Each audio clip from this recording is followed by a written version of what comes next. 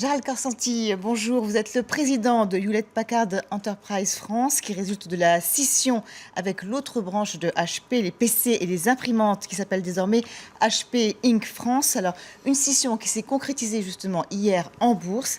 Et l'opération a été accueillie assez diversement par Wall Street, parce que finalement, la première entité, donc celle qui rassemble les activités imprimantes et PC, a bondi de 13%, alors que la seconde, la vôtre, pas de chance, celle qui héberge les matériels et les services professionnels, elle a lâché 1,56%. Comment vous expliquez ça ? D'abord, bonjour. Oui, en fait, d'abord, c'est une introduction. Donc, on a créé une nouvelle entreprise, une nouvelle marque, un nouveau logo. Donc, il faut l'établir. Donc, ça arrive sur le marché avec une certaine valeur. Et comme toute valeur qui est nouvelle, elle va se chercher un moment son cours de stabilisation. Ce qu'il faut quand même voir, c'est que dans la même journée hier, elle est passée de moins pratiquement 6 à plus presque 3. Donc il y a une variation très importante, une amplitude importante. Bon, en même temps, Meg Whitman inscrit ça dans un projet de transformation qui s'étale depuis plusieurs années. Et là, on est dans la dernière partie de ce plan de transformation. Donc le marché, finalement, attend probablement d'y voir plus clair sur le plan de transformation. On a les résultats qui vont être annoncés un petit peu vers le 24-25 novembre. Donc là, je pense qu'on y verra plus clair. Alors justement, votre patronne américaine, Meg Whitman, a annoncé entre 25 et 30 000 suppressions de postes dans votre branche. Est-ce que c'est à cause de ça, justement, que le cours a été malmené ? Parce qu'en même temps, en général, quand on annonce des suppressions de postes, on voit plutôt le cours qui s'envole en bourse. Oui, alors en fait, cette restructuration qu'elle a annoncée au niveau mondial, 25 à 30 000 suppressions d'emplois, sont quand même très centrées. C'est centré plutôt sur la partie activité de service, et pas tous les services d'ailleurs, les services plutôt d'infogérance, d'outsourcing. Donc c'est les entreprises qui confient leur informatique à des tiers. Et en fait, la logique qu'il y a derrière, c'est qu'on est en permanence obligé d'adapter notre structure de coûts. Il faut voir quand même que quand on engage quand on est engagé sur des projets face à des clients, on se retrouve parfois face à des concurrents qui peuvent être 2, 3, 4 fois moins chers parce qu'ils opèrent en offshoring sur des marchés qui ne sont pas les marchés français, dont le coût du travail est assez élevé. Donc il faut en permanence s'adapter, c'est ce qu'on continue à faire. Et c'est ce que Meg Whitman a annoncé. Mais alors, expliquez-nous pourquoi finalement cette scission, c'est pas un peu paradoxal de faire une scission au moment où on voit que Dell, au contraire, rachète EMC, et vous, au contraire, vous décidez de faire deux entreprises complètement différentes. Pourquoi ? Alors en fait, la stratégie de Dell vient en fait valider ce que nous avons fait chez Hewlett-Packard Enterprise, puisque Dell finalement essaie de trouver un bout en bout en ayant l'ensemble de l'offre matérielle et services. Alors en service, ils n'ont pas l'amplitude que nous avons chez Hewlett-Packard Enterprise, mais en tout cas en technologie, ils essayent d'avoir ce bout en bout qui existe déjà chez Hewlett-Packard Enterprise. Donc je pense que ce qu'ils font valide ce que nous avons fait. C'est compréhensible puisqu'en fait, aujourd'hui, si vous voulez opérer sur ce marché, il faut proposer à nos clients qui recherchent des offres de cloud flexibles, structurées, sécurisées, une offre complète. Sachant que nous avons un plus, c'est le fait que nous sommes également dans le réseau, ce qui est un plus pour Hewlett-Packard Enterprise. Est-ce que ces suppressions de postes qui sont annoncées aux États-Unis auront également des répercussions en France ? Alors, on aura forcément des répercussions en France parce qu'il y en aura partout.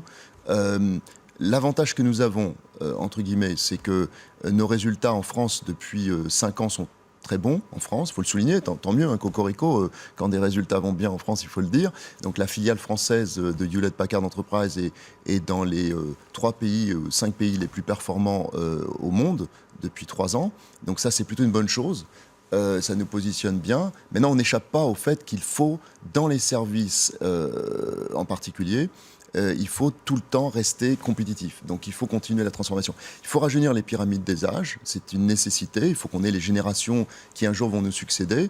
Donc il faut le faire. Et puis il y a aussi un problème de talent, d'attraction des talents.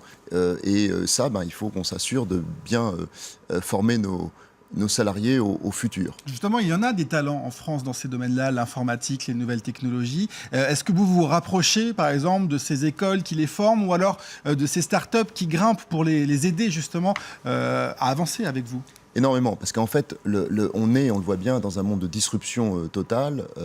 On parle d'ubérisation, et donc on aide nos clients à essayer de se structurer pour faire face à ces dangers qui viennent de nouvelles sociétés qui soudainement viennent vous concurrencer sur vos propres marchés. Donc pour ça, il faut avoir des jeunes générations à l'intérieur de l'entreprise. C'est aujourd'hui les Gen Y, mais demain les générations Z. Et on est très actif au niveau des écoles d'ingénieurs, bien sûr, les universités scientifiques, les écoles de management, pour avoir ces talents-là. Puis, concernant le deuxième point, c'est les startups. Alors, on a lancé un programme il y a maintenant 2 ans et demi, qui est un programme un programme général qui s'adresse à toutes les startups. Et vous les coachez, c'est ça? Voilà, on en a un où c'est très général et tout le monde peut venir rejoindre le réseau Hewlett Packard Enterprise. Et puis il y en a un qui est plus confidentiel, où en fait sur dossier on sélectionne des startups.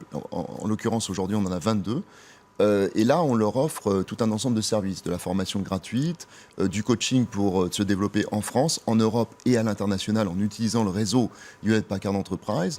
Et puis, ils ont la possibilité de venir tester leurs produits, leurs applications dans nos data centers. Donc, en fait, ils bénéficient d'une informatique, entre guillemets, mise à leur disposition. Ils n'ont pas besoin d'investir pour tester leurs applications. Et ça leur permet de se développer, ça. Et ça leur permet de rester en France, surtout parce que beaucoup de ces patrons de start-up nous disent la France c'est bien, mais nous, si on veut se développer, il faut qu'on aille aux États-Unis, il faut qu'on aille dans la Silicon Valley. Alors on a tous les cas, parce qu'on a des cas d'entreprises qui ont déjà réussi, qui ont fait leur classe aux États-Unis et qui reviennent en France pour créer leur entreprise. C'est surtout ceux qui partent auxquels je pensais. Et puis ce qu'il faut, il faut essayer en tout cas.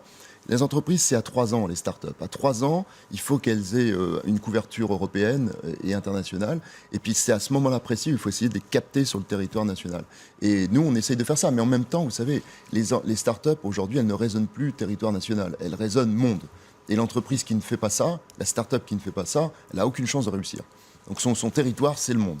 Un dernier mot donc, sur l'autre branche, c'est celle que donc, vous ne dirigez plus, les PC, les imprimantes, où là, les marges sont beaucoup plus faibles. On sait que pour les PC, c'est très difficile aujourd'hui. Est-ce que ce sont les imprimantes qui vont réussir à tirer cette branche-là, d'après vous? Alors, d'abord, j'en profite pour dire que j'ai dirigé l'HP d'avant, on va dire, pendant 4 ans et demi, donc qui incluait évidemment les PC et les imprimantes. Donc, c'est beaucoup d'émotions pour nous parce qu'on sépare l'entreprise en même temps. Alors, le marché du PC est un marché qui est plus dynamique qu'on l'a dit ces dernières années, et les résultats d'HP Inc., qui est l'autre entreprise maintenant, le démontrent.